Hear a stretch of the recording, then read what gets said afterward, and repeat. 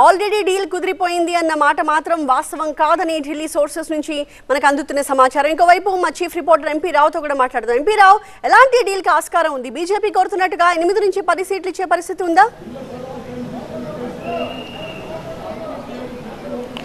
BJP అయితే 8 parliament అలాగే 25 assembly స్థానాలు కోరుతున్నట్లుగా మనకు అందుతున్నటువంటి సమాచారం. ఎందుకంటే టీడీపీ వర్గాలు అయితే ఒకటే చెప్తున్నాయి, పొత్తులైతే కన్ఫర్మ్ అయిపోయినాయి, ఇంకా సీట్ల విషయం ఒకటే మాట్లాడుకోవాల్సిన పరిస్థితి ఉంది. సీట్ల సర్దుబాటు మీద కూడా క్లారిటీ కోసమే చంద్రబాబు ఢిల్లీ వెళ్తున్నారని చెప్పేసి టీడీపీ వర్గాలు అయితే చెప్తున్నటువంటి పరిస్థితి. అయితే తెలుగుదేశం పార్టీ మాత్రం బీజేపీ కోరినన్ని సీట్లు కాకుండా టీడీపీ తరఫున కొన్ని ప్రతిపాదనలు పెడుతుంది. 3 ఎంపీ సీట్లతో పాటుగా 5 నుంచి 10 అసెంబ్లీ సీట్లు. గతంలో అంటే 2014లో టీడీపీ జనసేన బీజేపీ కలిసి వెళ్ళినటువంటి సమయంలో జనసేన నేరుగా ప్రత్యక్షంగా రాజకీయాల్లో ఎన్నికల్లో పాల్గొలేదు కాబట్టి బీజేపీకి అప్పుడు 16 సీట్లు తెలుగుదేశం పార్టీ ఇచ్చింది. కానీ ఇప్పుడు ఆ పరిస్థితి లేదు, జనసేన కూడా ఉంది కాబట్టి ఈ 2 పార్టీలకి కూడా సీట్లు సర్దుబాటు చేయాల్సి ఉంటుంది. కాబట్టి టీడీపీ బీజేపీకి 5 నుంచి 10 అసెంబ్లీ సీట్లు అలాగే 3 ఎంపీ సీట్లు ఇవ్వాలనే ఒక ప్రతిపాదనతోటి చంద్రబాబు ఢిల్లీ వెళ్తున్నారు. కానీ బీజేపీ నుంచి మాత్రం 8 ఎంపీ సీట్లు 25 అసెంబ్లీ సీట్లు బీజేపీ నేతల నుంచి ప్రతిపాదన పెడుతున్నట్లుగా తెలుస్తుంది. ఆ 8 ఎంపీ సీట్లు చూసుకున్నట్లయితే విశాఖపట్నం గతంలో 2014లో కూడా Visakhapatnam MP seat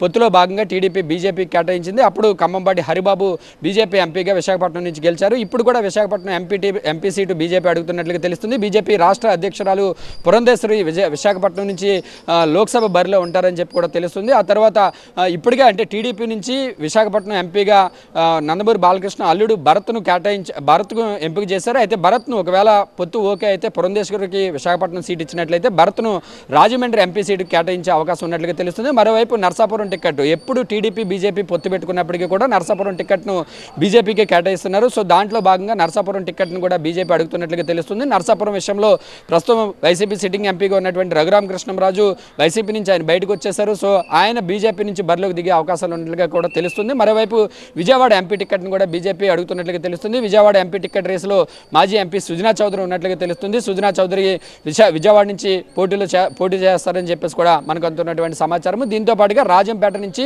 BJP senior నేత సత్యకుమార్ అలాగే కిరణ్ కుమార్ రెడ్డి కూడా రేస్లో ఉన్నారు. మాజీ సీఎం కిరణ్ కుమార్ రెడ్డి కూడా రేస్లో ఉన్నారు. రాజంపేట టికెట్ కూడా బీజేపీ ఆశిస్తున్నట్లుగా తెలుస్తుంది. పొత్తు కన్ఫర్మ్ అయితే ఈ 8 ఎంపీ సీట్లు రాజంపేట అలాగే హిందూపురంకి ఇప్పటికే టీడీపీ నుంచి మాజీ మంత్రి కాలువ శ్రీనివాస్ పేరు ఎంపీ టికెట్ రేసులో ప్రతిపాదనలో ఉన్నప్పటికీ కూడా కాలువ శ్రీనివాసులు అయితే అంత ఇష్టం చూపట్లేదు. కాబట్టి కాలువ శ్రీనివాసుల బదులు హిందూపురం ఎంపీ టికెట్ను కూడా బీజేపీ అడుగుతున్నట్లుగా కూడా తెలుస్తుంది. మరి ఆ హిందూపురం టికెట్ విషయంలో కూడా ఏం నిర్ణయం తీసుకుంటారని చూడాలి. సో ఇలా మొత్తంగా 8 ఎంపీ సీట్లు అయితే బీజేపీ కోరుతున్నట్లుగా తెలుస్తుంది. 25 అసెంబ్లీ స్థానాలు గతంలో 2014లో 16 అసెంబ్లీ స్థానాలు ఏవైతే టీడీపీ బీజేపీ ఉమ్మడి అభ్యర్థిగా సీఎం రమేష్ పేరుని పరిశీలిస్తున్నారంటున్నారు.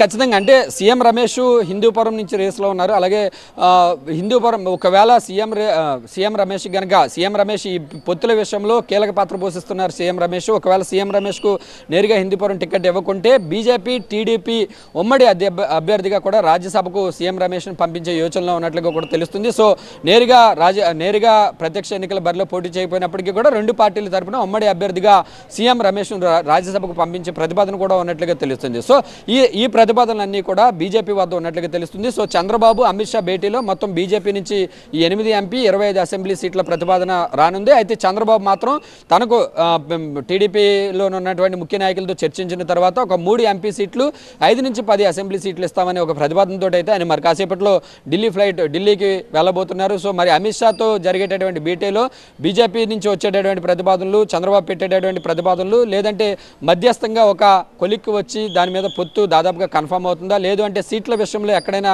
సీట్లు తగ్గకపోతే మాత్రం పొత్తు విషయంలో మళ్ళీ బ్రేక్ పడేటటువంటి అవకాశం ఉంది. కాబట్టి సో ఈ సీట్ల సర్దుబాటుకి సంబంధించే ప్రధానంగా చర్చ జరగనుంది. మరి బీజేపీ అడుగుతున్న దానికి టీడీపీ పెడుతున్నటువంటి ప్రతిపాదనకి కూడా చాలా డిఫరెన్స్ ఉంది. కాబట్టి మరి ఈ సీట్ల అంశం కొలిక్కి వస్తుందా, పొత్తు కన్ఫర్మ్ అవుతుందా లేదా అనేది కూడా చూడాలి. టీడీపీ వర్గాలు అయితే మాత్రం పొత్తు ఖరారు అయిపోయింది, ఇంకా సీట్ల విషయం మాత్రమే ఖరారు కావాల్సి ఉంది. కాబట్టి చంద్రబాబు పెడుతున్నటువంటి ప్రతిపాదనలకు ఒప్పుకోకపోతే మధ్యస్థంగా ఈ చర్చల ద్వారా మధ్యస్థంగా కొన్ని సీట్లకైతే ఒప్పుకునేటటువంటి అవకాశం ఉందని చెప్పేసి కూడా టీడీపీ నేతలైతే చెప్తున్నటువంటి పరిస్థితి. మరి అమిత్ షాతో భేటీ తర్వాత ఎంతవరకు సీట్లు కొలిక్కు వస్తాయి అనేది చూడాల్సినటువంటి పరిస్థితి. మరి కాసేపట్లోనే చంద్రబాబు గన్నవరం ఎయిర్పోర్ట్ నుంచి ప్రత్యేక విమానంలో ఢిల్లీ బయలుదేరి వెళ్తారు. రైట్ ఎంపీ రావు. సో టీడీపీ నేతల పొత్తు ఇప్పటికే కన్ఫర్మ్ అయిపోయింది, కేవలం సీట్ల లెక్కలు మాత్రమే తేల్చుకోవాలి అని చెప్పి వాళ్ళు చెప్తున్నారు. కానీ బీజేపీ సోర్సెస్ నుంచి మాత్రం చంద్రబాబు అమిత్ షాల భేటీ తర్వాతే ఆ డీల్ కుదురుతుంది అని చెప్పి అక్కడి నుంచి సమాచారం అందుతోంది. ఈ క్రమంలో మరి కాసేపట్లోనే చంద్రబాబు ఢిల్లీకి వెళ్ళబోతున్నారు. ఇప్పటికే పార్టీ సీనియర్లతో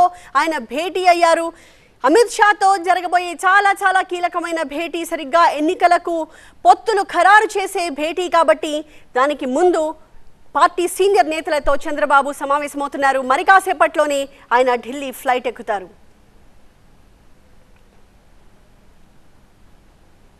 ప్రధానంగా ఇవాళ పొత్తు ఫైనల్ అయిపోతుంది అనే ఒక అంచనాలే ఉన్నాయి.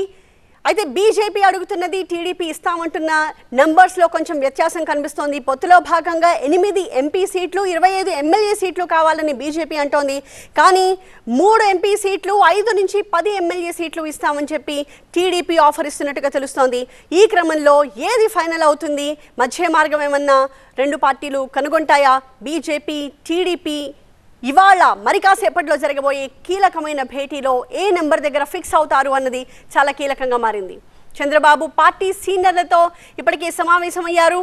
మరి కాసేపట్లో ఢిల్లీకి బయలుదేరబోతున్నారు. అక్కడ అమిత్ షాతో ఇవాళ భేటీ ఉన్న నేపథ్యంలో సీట్ల సర్దుబాటు కూడా సరిగ్గా జరగాల్సిన టైంలో పార్టీ సీనియర్ల అభిప్రాయాలు కూడా తీసుకుంటున్నారు చంద్రబాబు.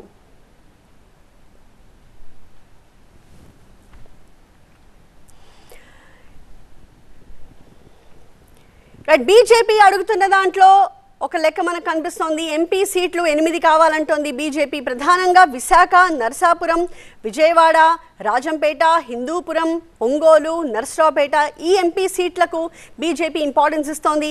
అక్కడ తమకి కీలకమైన అభ్యర్థులు ఉన్నారు. ఆ కీలకమైన అభ్యర్థుల్ని ఆ ప్రాంతాల్లో తాము నిలబెడతామని చెప్పి బీజేపీ అంటోంది. కానీ అన్ని సీట్లు ఇచ్చే అవకాశం ఉంటుందా? ఎందుకంటే టీడీపీ ఇప్పటికే కేవలం 3 ఎంపీ సీట్లు మాత్రమే ఇవ్వడానికి సిద్ధంగా ఉన్నట్టుగా తెలుస్తోంది. మరి అమిత్ షాతో భేటీ తర్వాత ఏ నెంబర్ ఫైనల్ అవుతుంది అన్నది చాలా కీలకంగా మారింది. ఇప్పటికే చాలామంది ఉత్సాహంగా ఉన్నారు పలు ప్రాంతాల నుంచి పోటీ చేయడానికి. కానీ వాళ్ళ పేర్లన్నీ కూడా ప్రస్తుతానికి పెండింగ్లోనే పెట్టారు. ఎందుకంటే అమిత్ షా చంద్రబాబుల భేటీ తర్వాత లెక్క నంబర్స్ ఫైనల్ అయిన తర్వాత ఎవరు ఎక్కడి నుంచి పోటీ చేస్తారు అన్నది ఒక క్లారిటీ వస్తోంది. పొత్తుల్లో భాగంగా గెలిచే సీట్లు వదులుకోకుండా ఎలా సర్దుబాటు చేయాలి అనే దానిపైనే ప్రస్తుతం ఇప్పుడు చంద్రబాబు ఫోకస్ చేస్తున్నారు. అందుకే బీజేపీ ఏ స్థానాలు అడిగే అవకాశం ఉంది, ఆయా స్థానాల్లో ఎన్నిటి వరకు బీజేపీకి ఇవ్వడానికి ఆస్కారం ఉంటుంది అన్నది పార్టీ సీనియర్లతో భేటీలో ప్రస్తుతం చంద్రబాబు డిస్కస్ చేస్తూ ఉన్నారు. బీజేపీతో కలవడం వల్ల ఓటు బ్యాంకుకి నష్టం జరగకుండా ఇద్దరి కలయిక వల్ల ఏపీకి ఏం మంచి జరుగుతుందో వివరించేలాగా ప్రస్తుతం చంద్రబాబు మీటింగ్ జరుగుతున్నట్టుగా తెలుస్తోంది. ఆ డీటెయిల్స్ అన్నింటినీ కూడా చంద్రబాబు మరి కాసేపట్లోనే అమిత్ షాతో మాట్లాడి ఆయన కూడా వివరించబోతున్నారు. మరి ఇవాళ ఢిల్లీలో ఈ భేటీతో అన్నిటిపై కూడా ఒక క్లారిటీ వచ్చేస్తుంది.